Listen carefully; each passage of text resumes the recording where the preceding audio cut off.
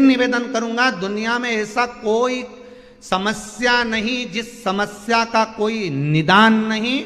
हर समस्या का निदान है, पर निदान किसी दूसरे के पास नहीं, निदान केवल मेरे भोले नाथ के पास में है। आपको अगर किसी समस्या का सफल आनंद चाहिए तो शंकर की शरण में जाओ। आपको सीहोर आने की भी जरूरत नहीं है, आपको हमसे मिलने की जरूरत नहीं है, आपको पंडित प्रदीप मिश्रा के पास नहीं आना, आपको किसी बाबा जोगी के पास नहीं जाना, आपको किसी के बेल भभूति लेने नहीं जाना, आपको तो शिव के पास जाना। जो शंकर की वस्तु है उसको स्वीकार करो, बस शंकर की वस्तु को स्वीकारिए। शंकर की वस्तु को स्वीकार करना चालू कर दीजिए। अरे भाई, शिव महापुराण की कथा तो यहां तक कहती है, यहां तक वर्णन कर रही है, जिस व्यक्ति की नौकरी नहीं लगती, सर्विस नहीं लगती, हर जगह पर अप्लाई कर रहा है, बार बार इंटरव्यू देने जा रहा है, लगातार उसको अगर सफलता प्राप्ति नहीं हो रही है तो धतूरा ढूंढो। धतूरा कहीं बाजार में नहीं मिलेगा, किसी वृक्ष से धतूरा तोड़ लिया, कुछ मत चढ़ा, तू शंकर जी के मंदिर में जाकर तेरा नाम और गोत्र बोल और शिव जी को धतूरा चढ़ाना चालू कर दे और बाबा से विनती कर, धतूरा चढ़ाना चालू कर। अब धतूरा कोई बहुत कीमती होता है क्या? बहुत पैसे का मिलेगा क्या? कहीं पे भी मिल जाएगा। धतूरा तोड़ और चढ़ा शंकर जी को। रोज नियम बना ले कि एक धतूरा मैं शंकर जी को चढ़ाऊंगा, प्रतिदिन चढ़ाऊंगा, शिव जी से जाकर निवेदन करूंगा प्रतिदिन। शंकर जी की प्रिय वस्तु में धतूरा, बेलपत्र आदि आदि की तो है, क्या है? चढ़ा रोज एक धतूरा, फिर वही धतूरा जिसकी यहां तू इंटरव्यू देने जा रहा है उसी के सिर पे चढ़ गया। जो तूने शिव जी के चढ़ाया वही धतूरा वहां चढ़ा है, तू क्यों चिंता करता है? बच्चे अगर हार रहे हैं, एग्जाम दे रहे हैं, कंपटीशन एग्जाम में बैठ रहे हैं, परीक्षा दे रहे हैं, बहू भी एग्जाम दे रही है, बेटे भी दे रहे हैं, बार बार इंटरव्यू देने जा रहे हैं, हारना नहीं है। शंकर पर विश्वास रखो, भगवान शिव का स्मरण कर कर, शिव का अनुमोदन कर कर, शंकर का भजन कर कर, शिव नाम का स्मरण कर कर जाओ तो सही। सबसे ज्यादा खुशी इस बात की है आज के पर्चों में कि इसमें जितने पर्चे हैं इसमें सबसे ज्यादा पर्चे इस बात के हैं कि मेरे बच्चों की सरकारी नौकरी लग गई, जॉब लग गई, ये लग गया, वो लग गया। सबसे ज्यादा खुशी इस बात की। और फिर निवेदन करूंगा, ये पर्चे हमारे जाने के बाद यहीं रहते हैं, आप भी पढ़ लिया करो। हम थोड़े बहुत नहीं पढ़ पाते हो तो आप पढ़ लेना, पढ़ लिया। खुशी इस बात की है, हिम्मत ना हारिएगा, हारिया ना हिम्मत विसारिया ना राम। शंकर का अनुमोदन करते जाओ, शिव का स्मरण करते जाओ, भगवान की भक्ति को धारण करते जाओ, आगे बढ़ते जाओ। एक बात याद रखना, अगर किसी एग्जाम में बैठ रहे हो, बहुत बार बैठ चुके हो, नहीं हो रहा, तो कच्चे दूध में थोड़ी सी काली मिर्च को पीस कर डाल लीजिए। फिर काली मिर्च आ गई, ध्यान रखना। कच्चे दूध में थोड़ी सी काली मिर्ची को पीस कर डाल लीजिए। महाराज, थोड़ा सा कच्चा दूध बेलपत्री के पेड़ के नीचे समर्पित कर दीजिए, अपना नाम और गोत्र बोलकर। थोड़ा सा कच्चा दूध उसी में से शंकर भगवान को चढ़ा दीजिए। फिर एक कलश जल का साथ लेकर जाइए, जो शंकर भगवान पर जल चढ़ा कर आइए। फिर जिस एग्जाम में जा रहे हो उसमें आप चले जाइए, बाबा आपको सफलता प्रदान करेगा ही, ये पक्का है। काली मिर्च शत्रुओं का नाश करती है, आपको बल प्रदान करती है कि आप जिस परीक्षा में बैठने जा रहे हो, आप जिस जगह पर भगवान का अनुमोदन करने जा रहे हो, आप जिस जगह पर कंपटीशन एग्जाम में बैठने जा रहे हो, वहां सफलता देगी वो आपको।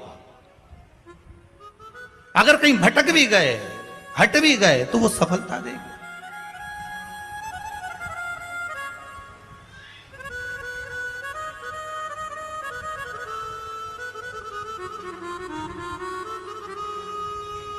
अभी कुछ दिन पहले की बात है, आगरा के अग्रवाल जी का बेटा, उनकी बहन ने फोन करा था कि गुरुजी से इतना बोल दो कि हमारा भाई वो कौन बनेगा, करोड़पति में जाना है, उसका नाम आना चाहिए और बिल्कुल बस पहुंच जाना चाहिए।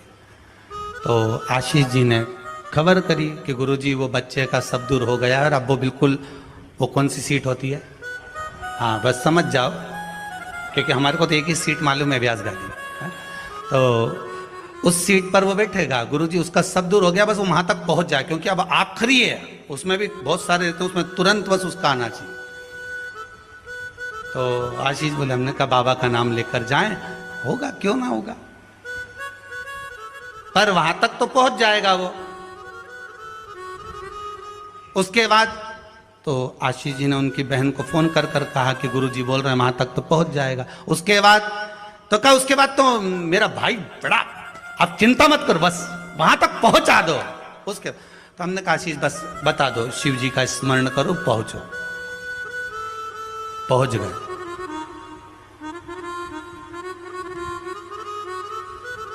अब फिर बोली बात याद रखना, गुरु कह रहा है कि पेड़ पे झंडा बांध दो। गुरु जी ने ऊपर चढ़ा दिया। उतरते समय उतरता गया, उतरता गया, उतरता गया, केवल 4 फीट की ऊंचाई बची थी। तो गुरु जी ने कहा, वहां पांव रख ले, मां कोटर पकड़ ले, मां हाथ रख ले। चेले को गुस्सा आ गया, बताओ मैं इतनी ऊपर से नीचे तक उतरा तो गुरुजी एक शब्द नहीं बोला और अपने आप को गुरु पद दिखाने लगे। नीचे आ गया, नीचे उतरा तो गुस्से में लाल हो गए। गुरुजी ने पूछा, बेटा आराम से उतर गया? हाँ गुरुजी, पर आपकी ये बात बहुत गलत लगी मुझे। कौन सी? मैं इतनी ऊपर से नीचे उतरा, आपने एक बार भी नहीं कहा कि वहां हाथ पकड़ ले, कि वो कोटर पकड़ ले, कि वो डाली पकड़ ले, और केवल जरा सी दूरी बची थी। जब तो मैं ही उतर जाता तो आप बताने लगे कि कोटर पे पांव रख लेना, डाली पकड़ लेना, नीचे उतर जा, आराम से देख के उतरना, संभल के उतरना। गुरुजी बोले, भैया बात इतनी सी है, जब व्यक्ति मंजिल तक पहुंचता है और मंजिल से जब नीचे उतरता है तब उसको डर लगता है, भय लगता है, कैसे चढ़ूंगा, कैसे उतरूंगा। जब मंजिल करीब में होती है, घर पास में होता है, तो गाड़ी की स्पीड भी तेज कर ली जाती है। अब तो 3 किलोमीटर बचा है और मालूम पड़े वो 3 किलोमीटर के बीच में ही गाड़ी के सामने सुअर आ गया तो